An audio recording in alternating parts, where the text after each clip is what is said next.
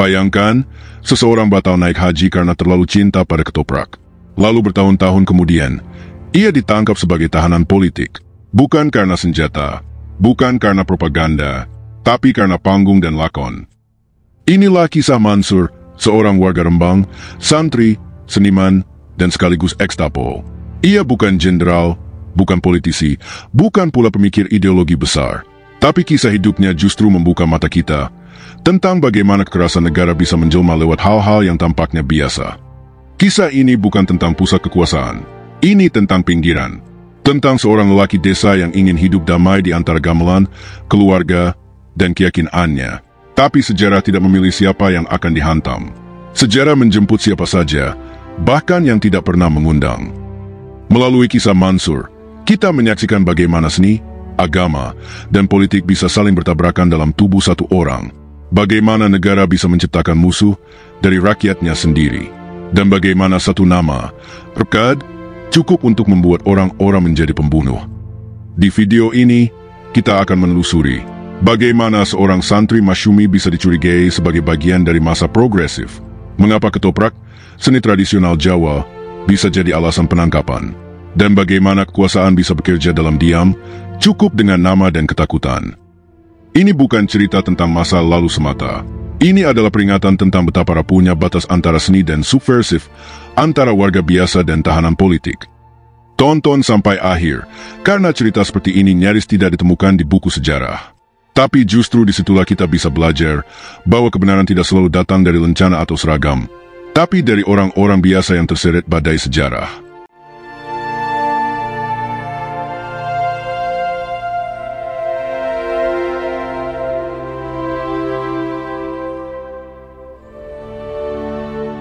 Dari santri ke panggung ketoprak. Mansur lahir dan tumbuh dalam lingkungan religius yang kuat.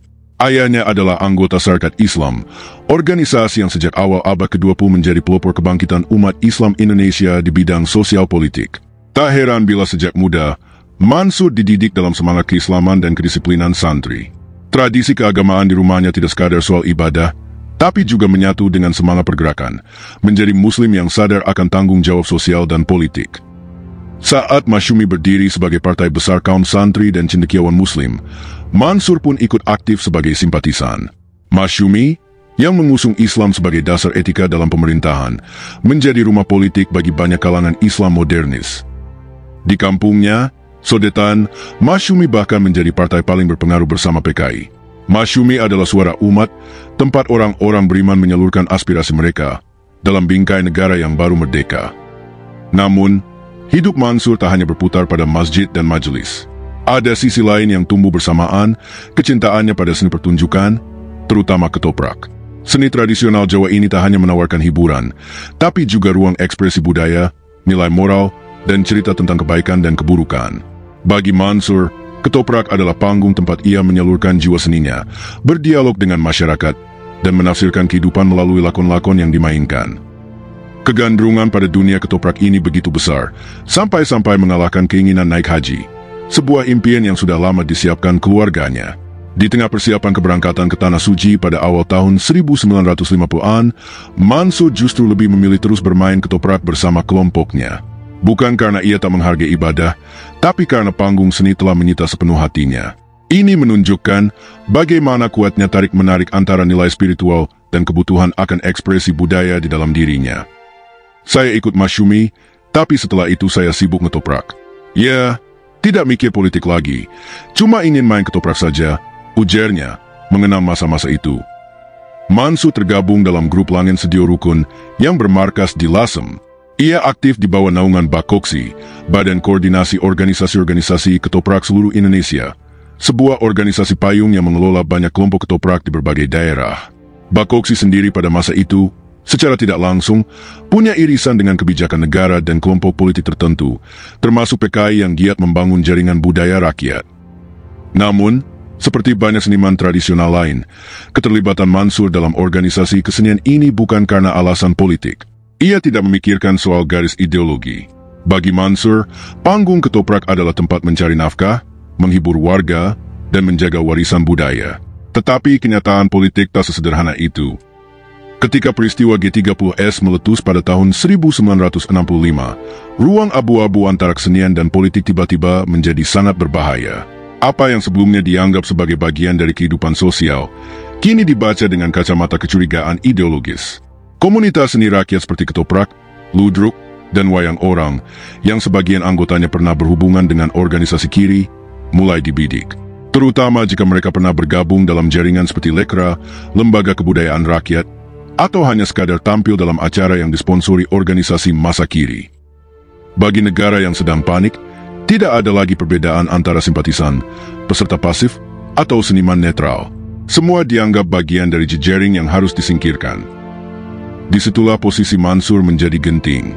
Meski ia adalah mantan santri dan dulunya aktif di Masyumi, partai yang justru dibubarkan karena menentang komunis, kenyataannya keterlibatan di kelompok seni saja sudah cukup untuk membuatnya dicurigai. Apalagi seni ketoprak kala itu sering diasosiasikan dengan masa progresif, istilah yang dengan cepat menjadi sinonim dari berbau kiri. Apa yang awalnya menjadi dunia bermain dan berkarya, kini justru menjebaknya dalam sistem penangkapan massal. Tanpa bukti, tanpa sidang, hanya karena berada di ruang yang salah pada waktu yang salah. Wajib lapor yang berujung penangkapan. Setelah gejolak politik meletus pada akhir September 1965, suasana Lasem, seperti banyak kota kecil lainnya di Indonesia, mendadak berubah tegang. Dalam sekejap, ketakutan menjadi udara sehari-hari. Siapapun bisa dicurigai. Tetangga, teman, bahkan saudara, semua bisa berubah menjadi informan. Dan bagi orang seperti Mansur, yang jejak hidupnya bersinggungan dengan organisasi kesenian dan partai politik yang sudah dibubarkan, perubahan ini datang seperti petaka yang tak bisa dihindari. Saat itu Mansur sudah tidak kemana-mana. Ia bukan tokoh publik. Ia tidak aktif dalam PKI, bahkan dulunya justru simpatisan Partai Masyumi, partai Islam yang sejak awal menentang komunisme. Ia hidup tenang bersama istri dan anaknya di Lasem, setelah bertahun-tahun merantau dan berkecimpung di dunia ketoprak. Tapi dalam logika kekuasaan yang sedang memburu siapa saja yang dicurigai terlibat, kehadirannya tetap dianggap ancaman. Yang membuatnya masuk daftar target bukan karena kesalahan hukum, tapi karena dua hal: pernah tergabung dalam kelompok ketoprak, dan pernah menjadi bagian dari kehidupan politik. Meski kedua hal itu dilakukan dalam konteks sosial dan budaya, bukan ideologis, negara pada masa itu tidak lagi membedakan warna-warni keterlibatan. Semua dilebur dalam satu stigma, terlibat. Dalam atmosfer paranoia dan represi, pihak aparat memberlakukan sistem wajib lapor kepada warga yang masuk dalam daftar pengawasan. Secara formal, wajib lapor dimaksudkan untuk mengawasi aktivitas warga yang dicurigai. Tapi dalam praktiknya, ini adalah langkah pertama menuju penahanan sewenang-wenang. Mansur, seperti ratusan ribu lainnya, datang memenuhi panggilan wajib lapor ke kantor polisi Lasem. Ia mengira akan kembali ke rumah seperti biasa. Namun, begitu menginjakkan kaki di kantor itu, nasibnya berubah. Saya yang wajib lapor waktu itu, tahu-tahu nggak pulang, langsung dikirim ke lembaga Rembang. Kenangnya, dengan nada yang mengandung rasa heran sekaligus pasrah. Wajib lapor menjadi pintu masuk penahanan massal yang diam-diam tapi meluas. Tidak ada surat perintah, tidak ada penyelidikan terbuka, tidak ada proses hukum, tidak ada pengacara. Negara, melalui aparatnya, cukup menggunakan kewenangan pengamanan untuk menahan siapapun yang dianggap berpotensi mengganggu stabilitas. Mansur, yang hanya datang karena patuh pada aturan, mendapati dirinya dikurung, tanpa dakwaan, tanpa tahu sampai kapan. Ia dikirim ke lembaga pemasyarakatan di Rembang, sebuah tempat yang mulai penuh sesak oleh para tahanan politik. Sebagian adalah bekas anggota organisasi kiri, sebagian lagi hanyalah orang-orang biasa yang punya hubungan samar dengan lembaga seni, koperasi, atau sekadar pernah ikut arisan dengan orang yang salah. Tidak sedikit pula yang ditangkap hanya karena fitnah atau karena dendam pribadi. Wajib lapor seolah menjadi instrumen legal, padahal ia bekerja di luar batas-batas hukum. Ia menjadi simbol bagaimana negara bisa memanipulasi prosedur administratif menjadi alat penindasan. Dalam sekejap, warga negara bisa kehilangan kebebasan hanya karena namanya terdaftar atau karena salah pergaulan di masa lalu. Dalam kasus Mansur, ini adalah ironi yang menyakitkan. Ia bukan musuh negara. Ia adalah santri, seniman, warga biasa yang menjalani hidupnya dengan sederhana. Tapi dalam rezim ketakutan, justru orang-orang seperti dialah yang paling mudah dihancurkan, karena mereka tak punya kekuasaan untuk melawan dan tak punya panggung untuk bicara. Nama yang menjadi teror, RPKAD. Dalam suasana ketakutan pasca peristiwa 30 September 1965, sebuah nama menjadi senjata paling ampuh untuk menundukkan, menakut-nakuti, dan menghancurkan RPKAD, singkatan dari Resimen Para Komando Angkatan Darat. Bagi masyarakat biasa seperti Mansur, nama RPKAD bukan sekadar satuan militer elit. Ia menjelma menjadi simbol kekuasaan absolut, layaknya palu yang bisa dijatuhkan ke kepala siapa saja, kapan saja. Tak perlu ada bukti, tak perlu proses hukum. Cukup disebutkan saja. Ini dari RPKAD dan orang-orang akan mundur, diam, atau ikut-ikutan bergerak dalam kekerasan. Begitu dengar nama RPKAD, masa itu seperti membabi buta. Merusak, menjara, mengambil harta orang. Tapi bukan cuma merusak, juga membunuh, kata Mansur dalam kesaksiannya. Apa yang Mansur ungkap bukan hal sepele. Ia menunjukkan betapa dalam konteks kekerasan tahun 1965-1966, otoritas tidak selalu berarti kehadiran fisik tentara. Nama RPKAD cukup untuk membuka jalan bagi mobilisasi massa, pembenaran penangkapan, perampasan, bahkan pembunuhan. RPKAD sendiri adalah pasukan elit milik TNI Angkatan Darat yang saat itu dipimpin oleh Kolonel Sarwo Edi Wibowo.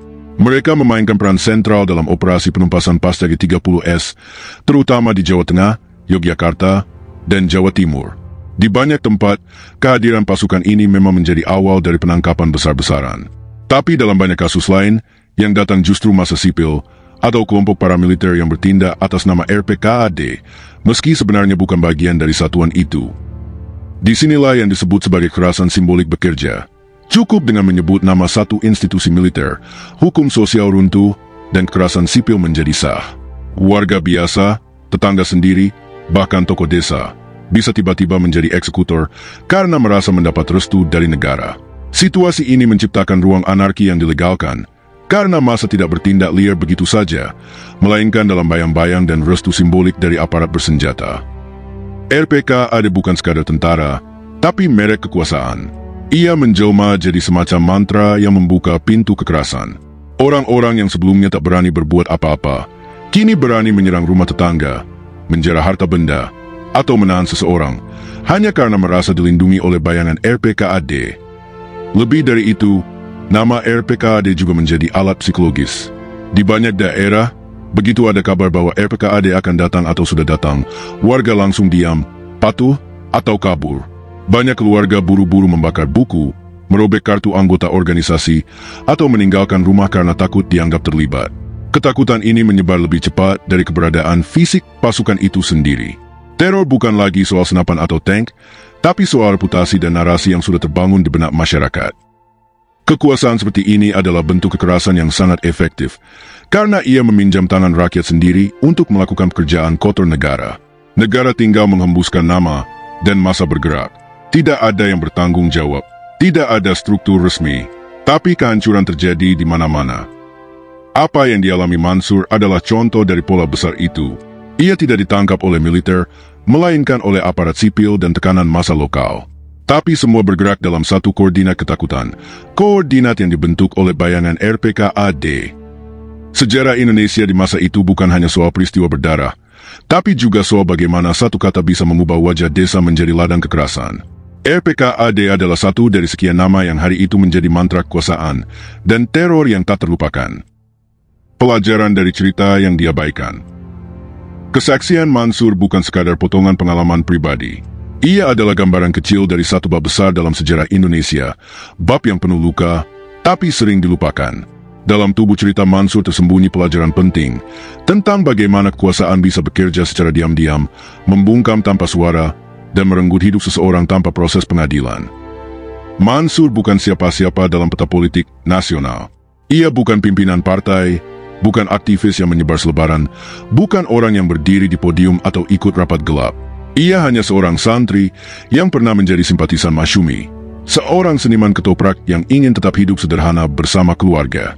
Tapi itulah justru ironi yang paling pedih, bahwa di tengah histeria dan hasrat untuk membersihkan negeri dari komunisme, yang justru paling banyak menjadi korban adalah mereka yang tak punya kuasa, tak punya pelindung, dan bahkan tak tahu mengapa mereka ditangkap.